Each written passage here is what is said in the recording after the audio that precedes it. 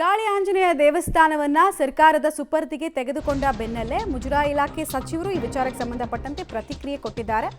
ಗಾಳಿ ಆಂಜನೇಯ ದೇವಸ್ಥಾನದಲ್ಲಿ 25 ವರ್ಷದಿಂದ ಅವ್ಯವಹಾರ ಆಗಿದೆ. ಹಣ ತಗೊಂಡು ಹೋಗ್ತಾ ಇದ್ದ ವಿಡಿಯೋ ನೋಡಿದಿರಿ. 5 ವರ್ಷ ಆದಮೇಲೆ ವಾಪಸ್ ಕೊಡ್ತೇವೆ. ಬಿಜೆಪಿ ಸರ್ಕಾರ ಇದ್ದಾಗ 8 ದೇವಸ್ಥಾನವನ್ನು ವಶಕ್ಕೆ ಪಡೆದಿತ್ತು. ಅವರು ಮಾಡಿದ್ದಾರೆ, ನಾವು ಮಾಡ್ತಾ ಇದೀವಿ. ಏನು ತಪ್ಪು? ಆಮೇಲೆ ಭ್ರಷ್ಟಾಚಾರ ಆಗ್ತಾ ಇತ್ತು, ಹಿಂಗಾಗಿ ಅದನ್ನು ಹತ್ತಿಕ್ಕೋದಕ್ಕೋಸ್ಕರ ಮಾಡಿದ್ದೀವಿ. ಒಂದು 8 ವರ್ಷ ನಾವು ನಮ್ಮ ಸುಪರ್ದಿಗೆ ತೆಗೆದುಕೊಳ್ತೀವಿ ಅನ್ನೋ ದಾಟಿಯಲ್ಲಿ ಮಾತಾಡಿದ್ದಾರೆ. ನಮ್ಮ ರಾಜ್ಯದಲ್ಲಿ ಒಟ್ಟು 1,85,000 ದೇವಸ್ಥಾನಗಳಿದೆ.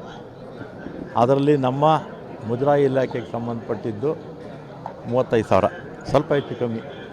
ಅದರಲ್ಲಿ ಎ ಗ್ರೇಡು 205, ಬಿ ಗ್ರೇಡು 93, ಉಳಿದಿರ್ತಕ್ಕಂಥದ್ದು ಸಿ ಗ್ರೇಡ್ ಅಂತ.